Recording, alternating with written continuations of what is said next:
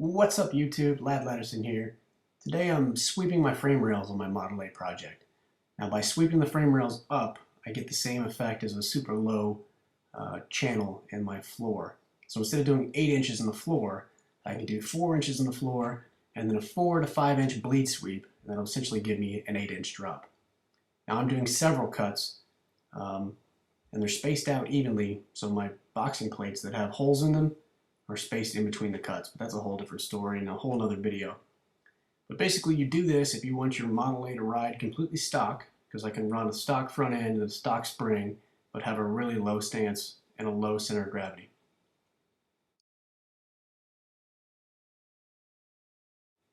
Now because I'm cutting the frame, I need to support it with this jack. So just put enough to hold the weight of the frame, and then I'll make 2 cuts on each side, and with that pie cut I'll have to bend it up. But again, the jack just supports it. Take your time making your cuts. You want them to be symmetrical on both sides. So anything you do to one rail, do to the other. Some things you want to have on hand is a level, squares, measuring tapes, just about anything, because as you're doing this, precision is very important to ensure that the kick up or the sweep is the same on both sides.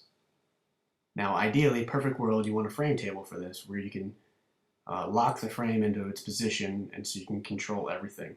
What I have is a wood platform that's very, very level and very square, and it helps me gauge, and the frame's actually secured to that platform right now, so at least I know the frame is square as it sits on the wood platform. Everything else from there is measurements, double checking, triple checking to make sure that the sweep is equal on both sides.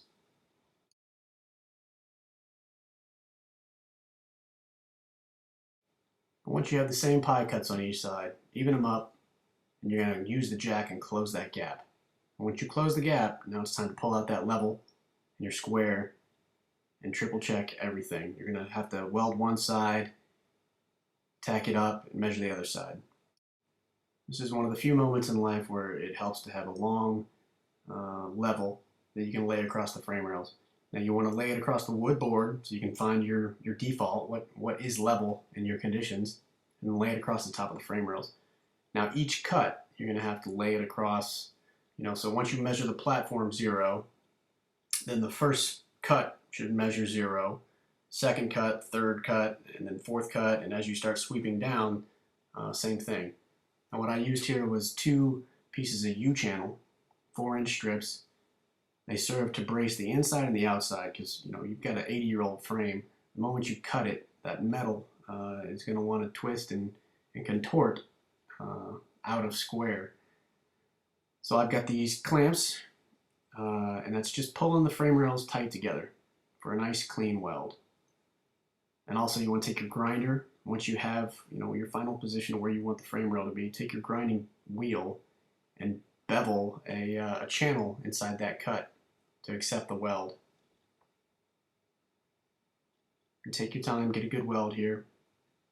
But you want to make sure you put fish plates on the back of each one of these cuts too. Fish plates are just reinforcement plates on the inside of the frame rails as a safety to your welding ability, I suppose.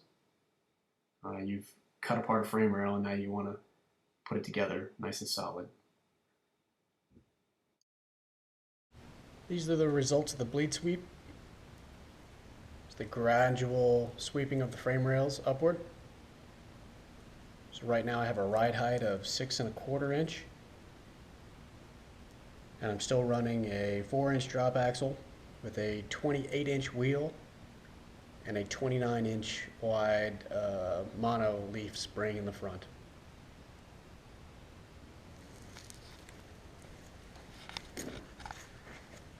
On the inside of the frame rails are my boxing plates. I purchased them from a company in Texas, and I had to modify them to sweep with the frame rails. Overall, very happy. So my modified has an extremely low stance, extremely low ride height, and I'm able to run a stock suspension up front. And because I'm building a modified where the back end's typically just chopped off, and I've got a full kick up with a full Model A spring pack in the back.